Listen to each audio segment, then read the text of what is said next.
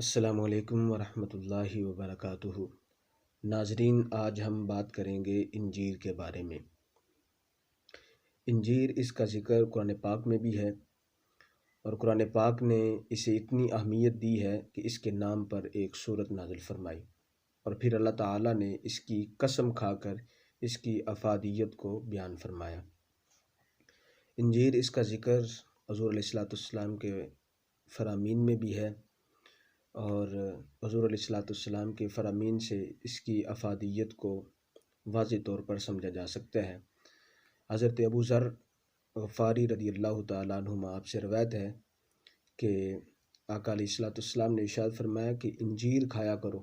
اگر مجھے کہا جائے کہ کیا کوئی پھل جنت سے زمین پر آ سکتا ہے تو میں کہوں گا کہ ہاں، یہی بلا شبہ جنت کا پھل ہے، اسے کھایا کرو کہ یہ بواسیر کو کاٹ کر رکھ دیتا ہے اور گنٹھیا میں مفید ہے۔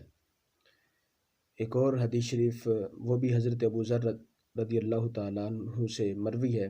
رسول اللہ صلی اللہ علیہ وسلم کی خدمت اقدس میں ایک تھالی انجیر بطور ہدیہ پیش کی گئی، تو آپ علیہ السلام نے اہل مجلس سے فرمایا کہ کھاؤ، اور خود آپ صلی اللہ علیہ وسلم نے تناول فرمایا اور فرمایا کہ اگر یہ کہو کہ جنت سے کوئی پھل اترا ہے تو یہی وہ پھل ہو سکتا ہے، کیونکہ جنت کے پھلوں میں گٹھلی نہ ہوگی، اسے کھایا کرو کیونکہ یہ بواسیر کو ختم کرتی ہے اور نقرس کے لیے نفع بخش ہے۔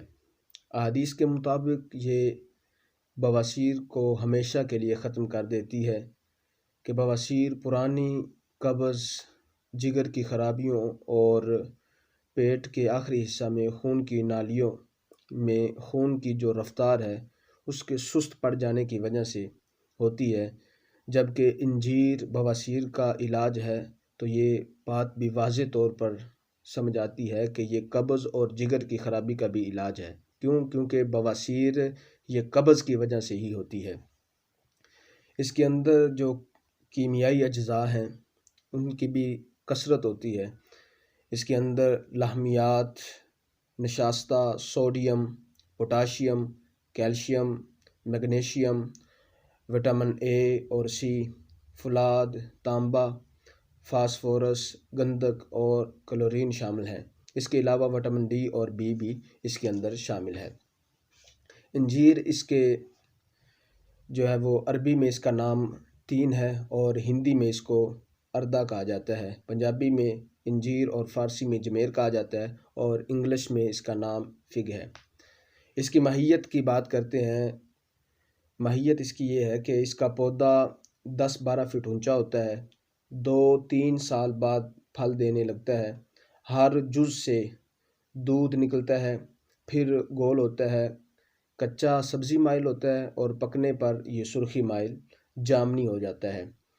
ذائقہ اس کا میٹھا ہے۔ اس کی پیدائش پاکستان، افغانستان، ایران اور ترکی وغیرہ ان ممالک میں اس کی پیدائش ہوتی ہے، لیکن عرب، چین، ایران اور جاپان میں اس کو تجارتی لحاظ سے بھی کاشت کیا جاتا ہے۔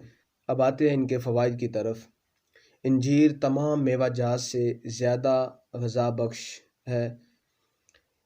اس سے عمدہ خون پیدا ہوتا ہے، طحال اور جگر کے سدوں کو یہ کھولتی ہے، یہ گردہ اور مثانہ کو قوت دیتی ہے، اور جسم کے اندر جو اضافی بلغم ہوتی ہے اس کو بھی یہ نکال پھینکتی ہے اور چھاتی کو صاف کر دیتی ہے۔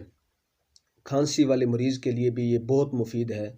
مغز اخروٹ اور مغز بادام کے ساتھ ملا کر اسے اگر کھایا جائے تو یہ قوت با کے لیے بہت ہی بہترین چیز ہے۔ تو ناظرین، یہ تھی آج کی ہماری ویڈیو انجیر کے حوالے سے۔